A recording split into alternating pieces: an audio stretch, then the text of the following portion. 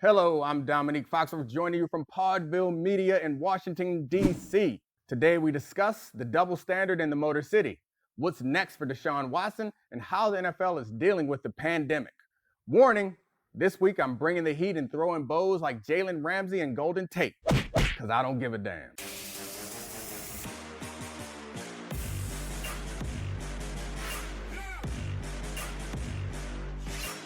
We turn the page in the calendar for the NFL season, and Week 5 is upon us.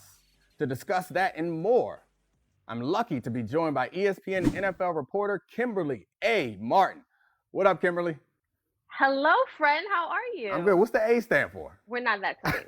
You don't need all that information. All right, because you played me like that, I'm going to let the world know that you ain't never seen Karate Kid. I want everyone to know that Kimberly is an adult that has never seen the Karate Kid, the original. She on here trying to tell me that Jaden Smith counts. It don't count. If you didn't see Danny LaRusso, you ain't seen the Karate Kid. It's like that. Okay. Yeah, we start off on the wrong foot. Apparently, what? It's going to be a contentious show today. All right, I await my Twitter mentions very shortly. All right, let's go to the control room to get the first topic. Big Trav, what you got? Is Deshaun Watson second-guessing his contract extension with Houston? Hell no.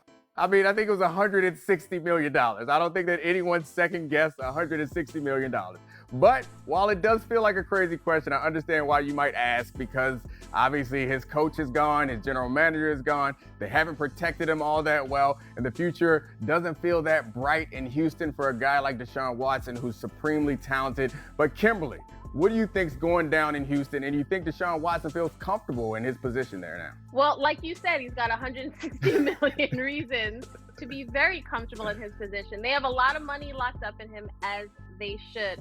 But if you're Deshaun, you're looking around and like his head coach is gone, GM is gone, but at least now maybe they'll get somebody in the building who won't try to usurp all the power and try to do too many things. I think that was Bill O'Brien's downfall. He tried to do too many things. Just stick to head coaching. Hopefully the Texans make the right personnel move when it comes to head coach. You need somebody who's just going to make Deshaun even better. Yeah, well, when you have a franchise quarterback in the building like that, you suspect that they'll probably have him involved in some degree to the decision-making process. You would hope. I think like NBA style, like the star has got to sign off on the next decision, but it's going to be hard, I think, too. I know that Eric Bieniemy is a name that's come up a lot for this job, and it's way off down the road when the season's over when they're going to make that decision. But if I'm Eric Bieniemy, I'm not sure I'm looking at this job and feeling that it's that attractive. They've given up draft picks, their first-round draft pick for this season and the following season. And as good as Deshaun Watson is, I'm not sure how you build a team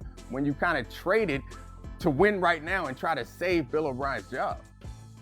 100% agree. However, the new head coach has to come in, and it has to almost be like the 49ers situation. You say, hey, here's 5 years, 6 years. You and the new GM, if they hire a GM, you guys are in this for the long haul. Like, we're going to sign you to long-term, you just fix this. Here's Deshaun. This is our baby. Make this work. And you can't deviate from that plan. So that's why the Texans have to be sure they have to do their homework.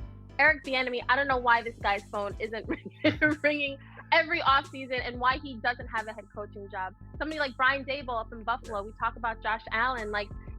You want somebody who has proven that he can take a young mobile quarterback who can do a lot of things with a strong arm and make this offense good. And I think the Texans, they may not have a lot of pieces, but if you don't have a quarterback, a very good quarterback, you got nothing. Yeah, Daboll is a good thought, and I'll be rooting for Watson, and hopefully the Texans figure it out. All right, Big Trav, what you got next? Why is Matt Patricia getting a pass that black coaches would not? We're in America. It's kind of a place where there are prejudice that exists, and the NFL is no different from the rest of the country. So I'm not surprised by it, while I'm still disappointed. I think everyone's been pointing, on social media at least, been pointing to Jim Caldwell's tenure there in Detroit. He was 36-28. Took them to the playoffs twice, and they are 10-25-1, I believe, under Patricia. So people are surprised that Patricia has gotten the leash that he has gotten, but I don't know why anybody's surprised. That's kind of how things work out. I think we could probably go the same direction with this question and wonder if this is another opportunity for Eric Bieniemy or one of the other up-and-coming assistant coaches. Is this an attractive spot to go to right now, Kimberly? Again, you've got a quarterback. At least you've got Matt Stafford, right?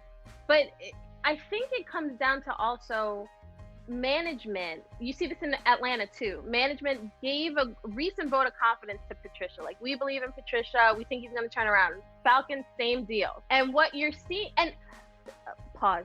How did Matt Patricia fix his face to say there were problems, a lot of problems in Detroit before I got? Oh, you are giving me all the black woman vibes that I need, because that's what my mother say to me all the time when I was young.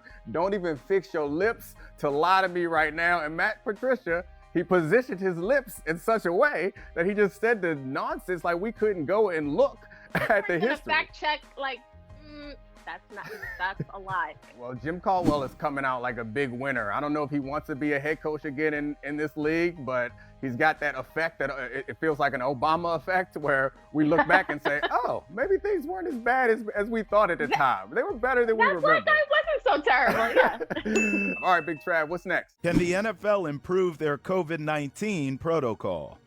All right, Kimberly, well, you cover the league for a living and you've done it for a long time. I'm going to go to you first on this one. What do you think?